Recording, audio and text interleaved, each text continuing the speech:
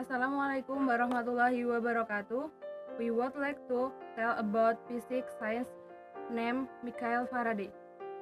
First, the short story Lifetime from Michael Faraday. Michael Faraday, who came from a very poor family, became one of the great scientists in history. His achievement was remarkable in a time when science was usually the pride of people born into a healthy family. The unit of electrical capacitance is named the farad in his honor, with the symbol F. Michael Faraday was born on September 22, 1791 in London, England, UK. He was the third child of James and Margaret Faraday. His father was a blacksmith who served for health. Before married, his mother has been a servant. The family lived in a degree of poverty. Faraday attended a local school unit. He was 13. There he received a basic education. To earn money for the family, he started working as a delivery boy for a bookshop. He worked hard and impressed his employer. After a year, he was promoted to become an apprentice bookbinder. And discovering science. Michael Faraday was eager to learn more about the world. He didn't restrict himself to binding the soft books. After working hard each day, he spent his free time reading the books he had bound. Gradually, he found he was reading more and more about science. Two books in particular captivated him. The Encyclopedia Britannica, his search for electrical knowledge, and much more. Conversation on Chemistry, 600 pages of chemistry for ordinary people written by John Mark. He became so fascinated that he started spending part of his meager pay on chemicals and apparatus to confirm the truth of what he was reading. As he learned more about science, he heard that the well-known scientist John Tantum was going to give a series of public lectures on natural philosophy or physics. To attend the lecture, the fee would be one shilling too much for Michael Faraday. His older brother, a blacksmith, impressed by his brother's growing devotion to science, gave him the shilling he needed. It is worth saying that the parallels in the life of Michael Faraday and Joseph Henry are rather striking. Both were born in poverty, had father who often could not work because of ill health, become apprentices, were inspired to become scientists by reading particular books, were devoutly religious, became laboratory assistants. Their greatest contribution were made in the same scientist era in the field of electrical science, and both have an SI unit name in their honor. Faraday began work at a Royal Institution of Great Britain of the age 21 on March 1, 1813. His salary was good and he was given a room in the Royal Institution's attic to live in.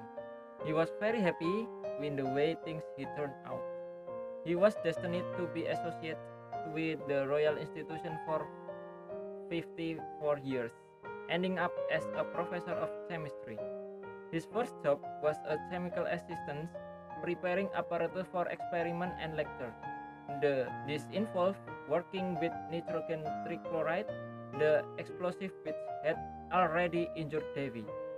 Faraday himself was knocked unconscious briefly by another nitrogen chloride explosion, and then Davy was injured again, finally putting to an end to work with that particular substance.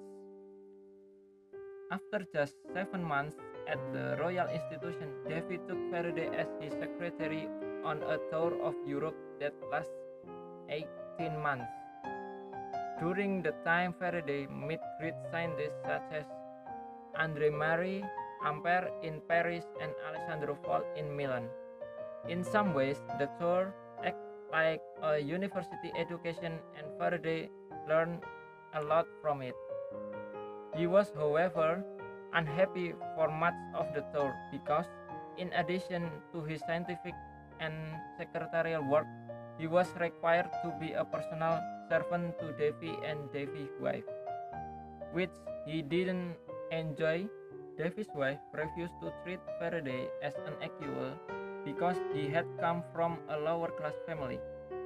Back in London, though, things began to look better again.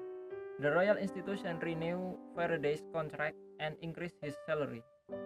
Davy even began to acknowledge him in academic papers, indebted to Mr. Michael Faraday for much able assistance. In 18 and 1624, Faraday gave his first ever lecture on the property of matter to the City Philosophical Society, and he published his first ever academic paper discussing his analysis of calcium hydroxide in the Quarterly Journal of Science. In 1821, 1829, he was promoted to be superintendent of house and laboratory of the Royal Institution. He also married Sarah Barnum. He and his bride lived in rooms in the Royal Institution for most of the next 46 years. No longer in attic rooms, they lived in a comfortable suite Humphrey Davy himself had once lived in. In 1824, aged 32, he was elected to the Royal Society. This was recognition that he had become a notable scientist in his own right. In 1825, aged 33, he became director of the Royal Institution's laboratory. In 1833, aged 41, he became Fullerian Professor of Chemistry at the Royal Institution of Great Britain. He held this position for the rest of his life.